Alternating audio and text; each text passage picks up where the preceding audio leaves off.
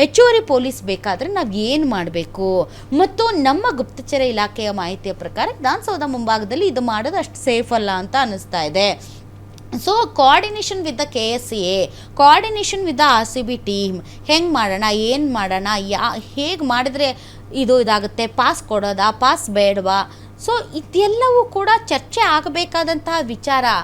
ನಿನ್ನೆ ರಾತ್ರಿ 11:30-12 ಗಂಟೆಗೆ ಮ್ಯಾಚ್ ಮುಗೀತು, ಬೆಳಗ್ಗೆ 10 ಗಂಟೆ 11 ಗಂಟೆಗೆ ನೀವು ಕಾರ್ಯಕ್ರಮ ಆಯೋಜನೆ ಮಾಡ್ತೀರಿ ಅಂತಂದರೆ ಈ ಟೈಮು ರಾತ್ರಿ ಮಲ್ಕೊಂಡು ಹೇಳೋಷ್ಟರಲ್ಲಿ ನೀವು ಎಲ್ಲ ಹೆಂಗೆ ಮಾಡೋಕ್ಕೆ ಸಾಧ್ಯ?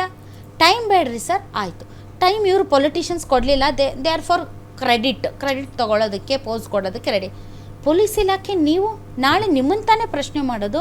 ನೀವಾದರೂ ಸರ್ಕಾರಕ್ಕೆ ಘನವಾಗಿ ಗಂಭೀರವಾಗಿ ಹೇಳೋದು ಬೇಡವಾ? No, we can't do it.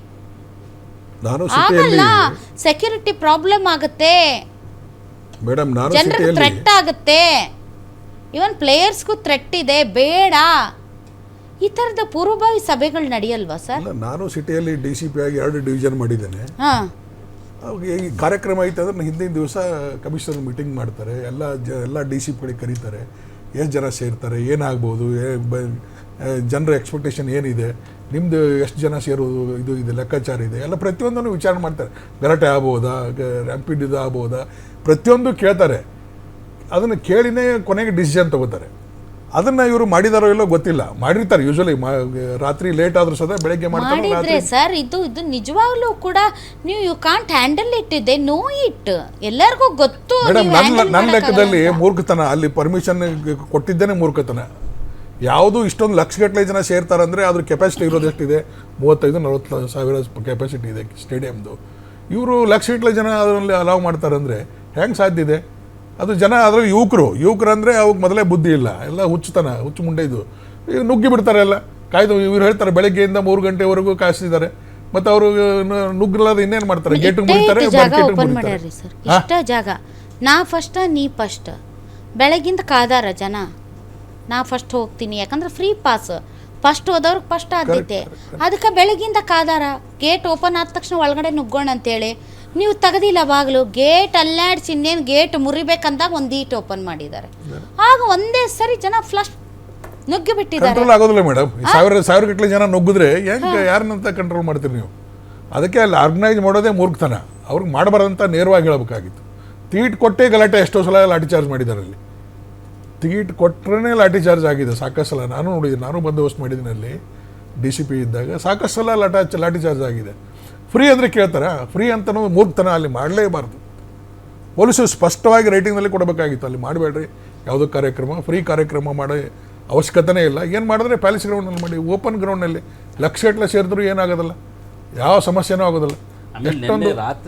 Sir ನಿಮ್ಗೆ ರೂಲ್ಸ್ ಬುಕ್ ಇರುತ್ತಿಲ್ರಿ ಸರ್? ಇರ್ತದೆ ಮೇಡಮ್, ರೂಲ್ಸ್ ಬುಕ್ ಅಲ್ಲಿ ಇರ್ತಿಲ್ರಿ ಸರ್. ಈಗ CM ಹೇಳಿದ್ರು, DCM ಹೇಳಿದ್ರು, ಯಾವ್ದೊಂದು ಪಾರ್ಟಿ ಹೇಳ್ತಿ, ಯಾವ್ದೊಂದು ಸೆಕ್ಯೂರಿಟಿ ಜೊತೆಗೆ ಕಾಂಪ್ರಮೈಸ್ ಮಾಡ್ಕೋತೀರಿ ನೀವು?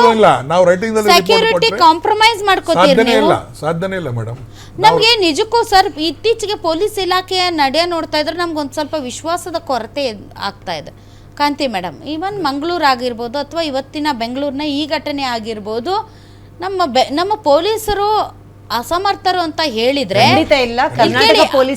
ಅಸಮರ್ಥರು ಅಂತ ಹೇಳಿದ್ರೆ ಆದ್ರೆ ಇಡೀ ದೇಶದಲ್ಲೇನೆ ಒಂದು ಬಾಯಿ ಬಿಗಿಡ್ದು ಮಾತಾಡಿ ಅಂತ ನಾನೇ ಹೇಳ್ತೀನಿ. ಪೊಲೀಸರು ಅಸಮರ್ಥರನ್ನ ಬಾಯಿ ಬಿಗಿಡ್ದು ಮಾತಾಡಿ, ಕರ್ನಾಟಕ ಪೊಲೀಸ್ ಅಂದ್ರೆ ವರ್ಲ್ಡ್ ಫೇಮಸ್ ಅಂತವ್ರನ್ನ ಹಿಂಗ್ ಮಾಡಿಟ್ಟಾರಲ್ಲ ಇವರು. ಏನಿದು ಕತೆ, ಏನು ಮೇಡಮ್ ಇದು? ಗೃಹ ಇಲಾಖೆ, ನಾನು ಕಳೆದ ಡಿಬೇಟಲ್ಲೂ ನಾನು ಹೇಳಿದೆ, ಇದು ಪೂರ್ವ ನಿಯೋಜನೆ ಇಲ್ಲದೆ, ಸೂಕ್ತ ಭದ್ರತೆ ಇಲ್ಲದೆ, ಅದು ಒಂದು ಆಯೋಜನೆ, ಒಂದು ಕಾರ್ಯಕ್ರಮ, ಇಂಥ ಕಾರ್ಯಕ್ರಮ ನನಗೆ ಎಲ್ಲದಕ್ಕೆ ಬೇಸರ ಆಗೋದು. ಇಷ್ಟು ವರ್ಷದ ಇಷ್ಟು ಜನರ ಒಂದು ಎಷ್ಟು ಖುಷಿನ ಕಿತ್ಕೊಂಡಿರುವ ಸರ್ಕಾರ, ಇಷ್ಟು ಲಕ್ಷಾಂತರ ಜನರ ಖುಷಿನ, ಇಷ್ಟು ನಿನ್ನೆ ಹೊತ್ತಿಗೆ ನಾವು ಒಂದೊಂದು ಬಾಲ್ ಟು ಬಾಲ್ ಕೂತ್ಕೊಂಡು ನೋಡ್ತಾ ಇದ್ದೋ ಮನೇಲಿ. ಇಷ್ಟೊತ್ತಿಗೆ ಏನಾಗುತ್ತೆ ಅಂತ ಒಂದೊಂದು ಬಾಲ್, ಎಷ್ಟು ಜನ, ಇಡೀ ಬೆಂಗಳೂರು ಒಂದು ದೀಪಾವಳಿ ಥರ ಸಂಭ್ರಮಿಸ್ತೀನಿ. ಇವತ್ತು ಆಟಗಾರರಿಗೆ ಎಷ್ಟು ಫೀಲ್ ಆಗಿರ್ಬೇಕು, ನಿನ್ನೆ ಅಷ್ಟು ಖುಷಿ ಕೊಟ್ಟು ನಮ್ಗೆ ಇವತ್ತು ಇಲ್ಲಿ ನಮ್ಮ ಒಂದು ತಾಯ್ನಾಡಲ್ಲಿ, ನಮ್ಮ ಈ ಬೆಂಗಳೂರಲ್ಲಿ ನಮ್ಗೆ ಒಳ್ಳೆಯ ಒಂದು ಸನ್ಮಾನ ಸಿಗುತ್ತೆ, ನಮ್ಮ ಪ್ರೀತಿ ಸಿಗುತ್ತೆ ಅಂತ ಬಂದಂಥ ಆಟಗಾರರಿಗೆ ಯಾವಾಗ ಇಲ್ಲಿಂದ ಹೋಗ್ತೀವಿ ಅನ್ನೋ ಥರ ಕಾಲು ಕಿತ್ಕೊಂಡದ್ದು.